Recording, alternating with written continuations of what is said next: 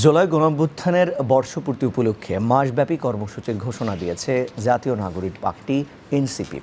আজ রাজধানী বাংলা মোটরে সংগঠনের অস্থায়ী কার্যালয়ে এক সংবাদ সম্মেলনে কর্মসূচির ঘোষণা করেন দলটির আহ্বায়ক নাহিদ ইসলাম। নাহিদ ইসলাম এই সময় বলেন, ১ জুলাই থেকে ৩০ জুলাই পর্যন্ত সারা দেশে দেশ গড়তে জুলাই পদযাত্রা কর্মসূচি পালন করবে এনসিপি। তিনি বলেন, ১ জুলাই থেকে জুলাই গণঅভ্যুত্থানের বর্ষপূর্তি উদযাপন শুরু করা হবে। নাহিদ ইসলাম আরও জানান, শহীদ আবু সাইদের কবর জিয়ারতের মাধ্যমে পদযাত্রার সূচনা হবে। কর্মসূচির নাম রাখা হয়েছে দেশ গড়তে জুলাই পদযাত্রা। এটি দেশব্যাপী ঘুরে আবার ঢাকায় ফিরে আসবে। এছাড়া আগামী ১৬ জুলাই বৈষম্য বিরোধী শহীদ দিবস পালন করবে এনসিপি। তিনি জানান, ৩ অগাস্ট ছাত্র জনতার জুলাই ঘোষণাপত্রের কর্মসূচি অনুষ্ঠিত হবে। নাহিদ ইসলাম আরও জানিয়েছেন, জুলাইয়ের ঐতিহাসিক প্রেক্ষাপট, সাংবিধানিক স্বীকৃতি, শহীদদের মর্যাদা নিশ্চিত করার জন্য জুলাই ঘোষণাপত্র প্রয়োজন। তিনি জানান, ৩ অগাস্ট ছাত্র জনতাকে সাথে নিয়ে জুলাই ঘোষণাপত্রের ইশতেহার কর্মসূচি পালন করা হবে।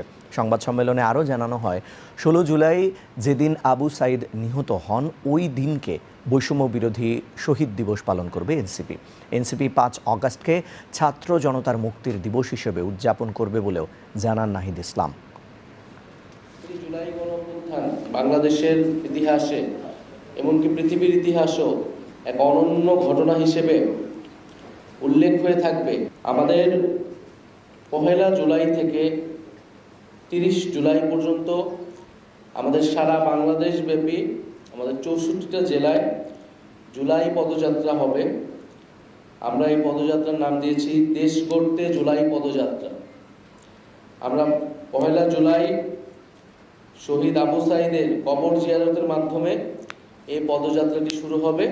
এটি ক্রমান্বয়ে বাংলাদেশের ৬৪টি জেলা প্রদক্ষিণ করবে। আমরা ৬৪টি জেলায় যাব, আমরা শহীদ পরিবারদের কাছে যাব, শহীদের কবর জিয়ারত করব, আহত যোদ্ধাদের সাথে কথা বলবো। এই ৩রা আগস্ট এই ছাত্র জনতার জুলাই ঘোষণাপত্র এবং ইশতেহার কর্মসূচি রাখছি। সারা বাংলাদেশের মানুষের আকাঙ্ক্ষা, তাদের প্রত্যাশা শুনে তাদেরকে সাথে নিয়ে আমরা ৩রা আগস্ট শহীদ মিনারে ছাত্র জনতার জুলাই ঘোষণাপত্র এবং ইশতেহার পাঠ করব এবং ৫ই আগস্ট আমরা ছাত্র জনতার মুক্তি দিবস উদযাপন করব।